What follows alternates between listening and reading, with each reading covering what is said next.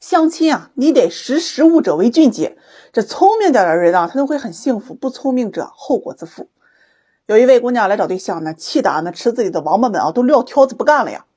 她今年30岁，身材匀称啊，这个颜值打6分，本科学历，在私企做策划的，父母都是农村的，有一个弟弟。她来找对象，想找一个工作体面、年收入30万以上、有车有房的。我忙活了一上午啊，给她介绍了好几位。这第一位男士呢是大专学历啊，自己开房产中介，这个大高个还很帅啊，比他小1岁，年收入啊在30个左右。他说不行，学历太低，工作也不稳定。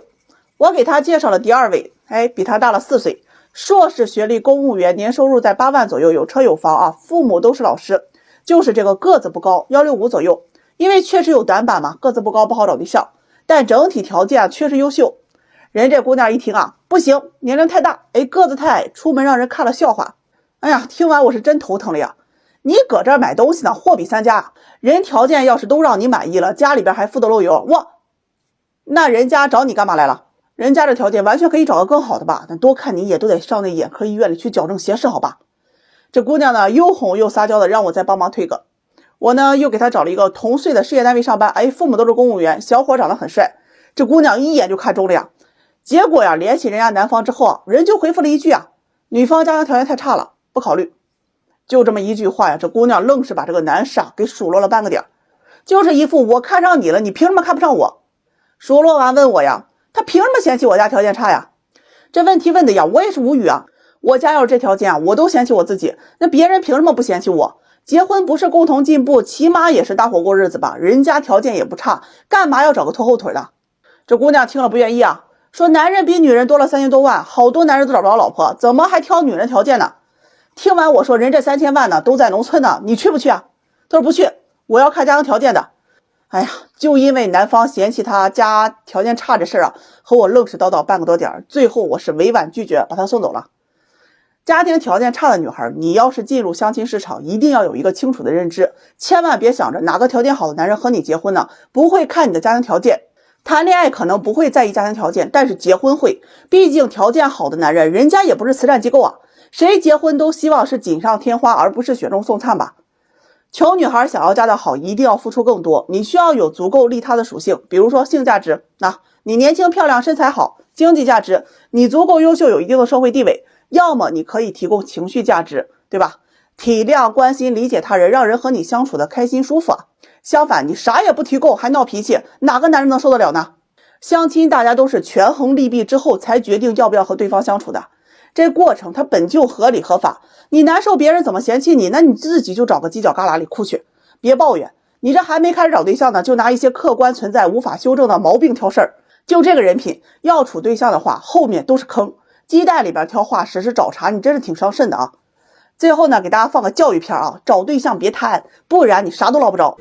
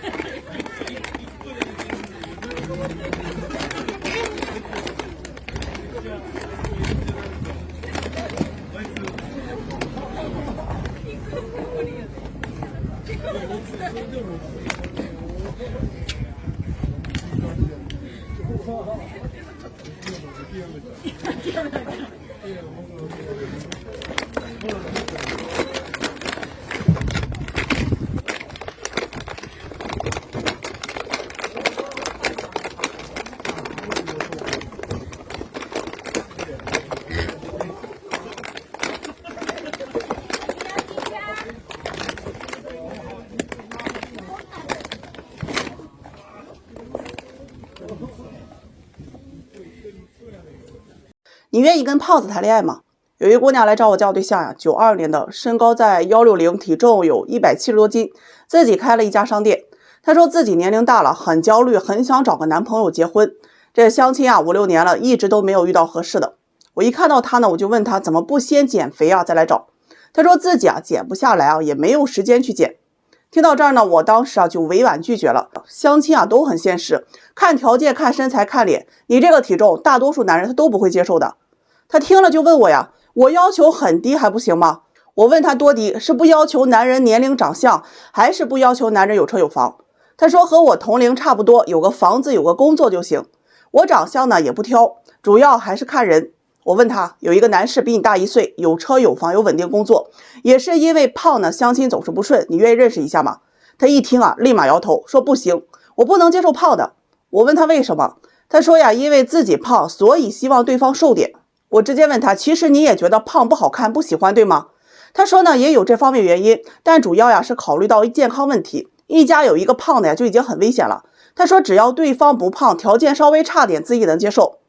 我说有一个农村的啊，年龄比你大一些，家庭条件差，但是啊有房有稳定工作，你愿意吗？他说不行，我们家是城市的呀，找农村的不行。听完呢，我顿时啊觉得自己说不出来话了。两个人聊了有一会儿之后啊，这姑娘就走了。看她走，我心里真的很难过，不是不帮，是我自己也是一个凡人，我改变不了大众的审美。为什么很多人不愿意找胖子谈恋爱？说直接点，就是外表激发不了性幻想，确实是无法产生恋爱的情绪。我们抵抗不了生物本能，大家呀都是凡夫俗子，都是看脸这么肤浅的生物。你的灵魂再好，也是相处一段时间之后才知道。可相亲啊，本就是快节奏，选择项那么多，谁会愿意拿出时间去了解你的灵魂呢？有啊，提防杀猪盘。生活中呢，我们也会喜欢胖子，是因为了解一段时间之后，感觉相处的舒服开心，才会愿意在一起交朋友。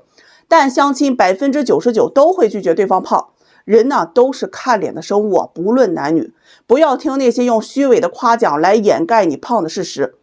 明明你胖，可周边就有人呢会说你不胖，你好看。哎，明明你胖的就是找不着对象了，有人就是说呀，那是你没遇到合适的，一定会有人喜欢你的。这些话呀就是毒鸡汤。事实呀，这种夸奖呀远超于那些恶言相向的人。有些人呢是单纯的坏，有些人却是坏到骨子里的贬低。这种夸奖呢真的让人可以迷失自我，以为胖总是有很多人喜欢的，但现实就是别人一听你体重啊，你连见面的机会都没有。胖子找不到对象吗？那当然能啊，只要你能不断的向下兼容。比如说呀，你找个比你还差比你还胖的人，你能接受吗？如果你是一个条件很好很有钱的胖子，那就要接受别人是图你条件或者是图你钱，而不是真心爱你的，你能接受吗？两性关系里有很现实的3要素啊，一是性价值，二是经济价值，三是情绪价值。一段恋情你起码要具备2种价值才可以和谐。性价值代表着你的外形体貌，往往是第一次见面就已经决定的。估计胖子自己也不想找胖子谈恋爱吧，不如去正视自己的问题，管住嘴，迈开腿，这样你的择偶范围啊才会变大。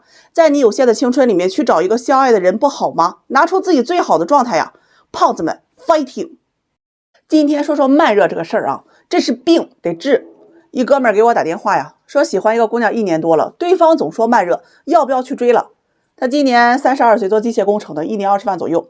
这去年初啊，相亲认识了一个姑娘28岁，人家姑娘长得挺好，男士一眼就看上了啊，想着只要对她好，怎么也能拿得下呀。于是每天积极表现，按时打卡，早晨起床，醒了吗？中午吃饭了吗？晚上下班了吗？平常呀是忙吗？在吗？女方呢也回复，但基本啊都是几个字啊。一有空，男士就约这个姑娘呢，她也出来，两人说话聊天呢也能说到一起去，姑娘也让牵手拥抱，但就是一到关键点呢就拒绝。平常这情人节、劳动节、妇女节、儿童节等等啊，都按时的送礼物、送红包啊。终于啊追了半年之后，这男士啊鼓起勇气对这个姑娘说：“我喜欢你，你可以做我女朋友吗？”人姑娘呢不紧不慢回了一句：“我还没准备好，发展太快了，我这人啊比较慢热，再相处看看吧。”一盆冷水啪呲一下到了男士头上，拔凉拔凉呀。行，半年不够啊，咱再追。这会儿啊努力上升了一个档，两人相隔20多公里啊，这男士啊就下班就跑去接姑娘，下班吃饭送回家，没事啊送个惊喜带个礼物，姑娘也是越来越开心啊。男士一看这好，博得美人笑了，那更用心了呀，对她更好了。这样呢又过了半年，花了好几万出去了，男士是信心满满的又去表白，还专门找了策划公司呀，在商场那最中间啊，那布置的现场老漂亮了。有一个环节那是表白成功啊，头顶一个很大很大那个球里面就装了无数气球，工作人员扎破啊，天上就会掉下来很多气球，想想都很浪漫呀。男士就把这个姑娘带到中间，手捧鲜花呀，说我喜欢你，你愿意和我在一起吗？结果人家姑娘却说呀，我还没准备好，发展的太快了，现在呢只是刚刚有感觉。男士听完就急了呀，我追了你1年了，你喜不喜欢我该有个回应了吧？人姑娘说呀，你人很好，但是我这感觉来的比较慢，你得给我点时间去了解你。这样吧，2个月之后啊，我肯定给你结果。男士听完呀，是头也不回的走了，剩下工作人员就尴尬了，这球是扎还是不扎呀？男士问我还追吗？我说不追。